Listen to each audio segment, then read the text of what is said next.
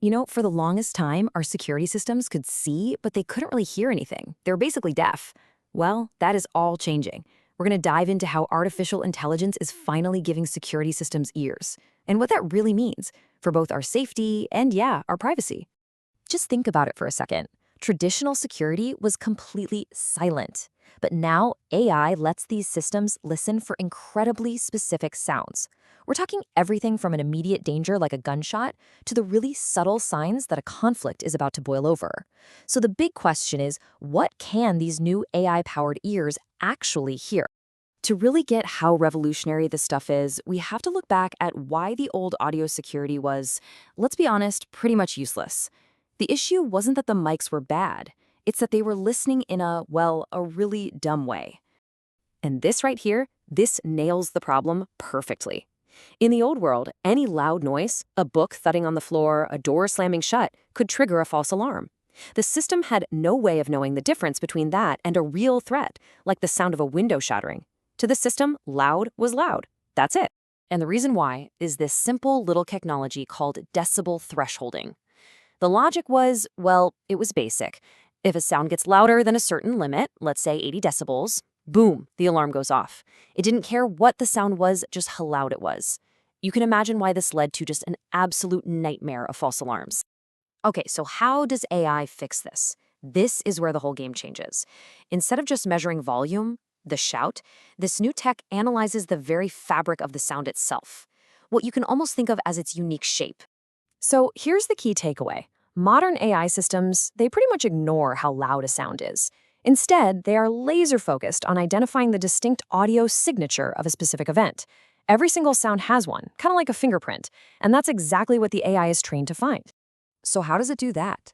With this amazing tool called a spectrogram.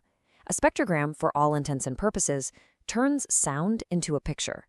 It shows the frequency or the pitch of a sound over a period of time. This lets the AI literally see a sound's unique signature and tell it apart from everything else.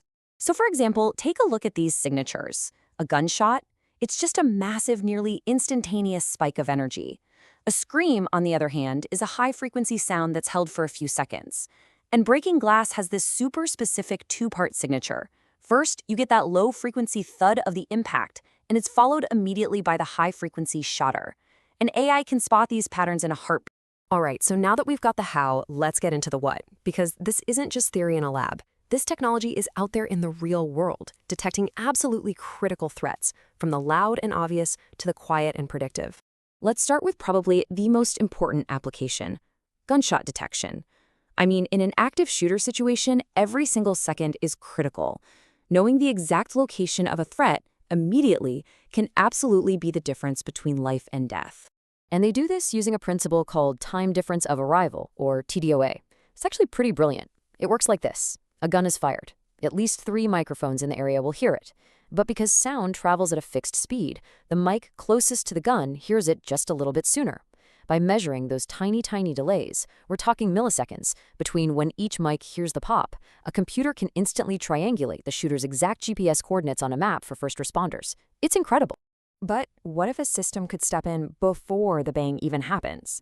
This is where audio analytics starts to feel like something out of science fiction. It can actually listen for the acoustic patterns of human stress to predict when a situation is about to explode into violence. It's called aggression detection, and you see it being used in high-stress places like hospital ERs or schools. Now, the AI isn't listening for specific words. Not at all. It's listening for what are called vocal biomarkers of stress. Things like a person's pitch getting higher, their voice getting louder, and the speed of their speech getting faster and faster. When those patterns happen together, it's a huge red flag for agitation. And this brings us to an absolutely critical point, especially for privacy. The system has no idea what you're saying. It is not doing speech to text. It's not recording your conversations. It is only analyzing how you're saying it, the tone, the pitch, the rhythm. And this distinction is key when we start talking about the legal side of things. Which, of course, leads us right to the elephant in the room. This ability to listen with such amazing precision is an incredible security tool, no doubt. But are we even allowed to use it? What does the law have to say about machines listening in on us? And this is where the cool technology slams right into a very messy legal world. For anybody who installs or uses these systems, they'll tell you it's like walking through a legal minefield because the rules for listening are fundamentally different than the rules for watching. So here's the bottom line. Society and the law treats recording audio way, way more seriously than recording video. We've all gotten pretty used to seeing cameras everywhere in public, right? But the idea of microphones being everywhere, well, that's a whole different story. This table right here just lays it all out. For video in a public space, the general rule is there's no expectation of privacy. But for audio, you slam right into consent laws. Some places require what's called one-party consent, meaning just one person in the conversation has to know it's being recorded. But other places require two-party consent, where everybody involved has to know. So in the US, you've got the Federal Wiretap Act setting the baseline, but then state laws are all over the map. And in the EU, GDPR makes recording audio at work almost impossible. And listen, the stakes here are incredibly high.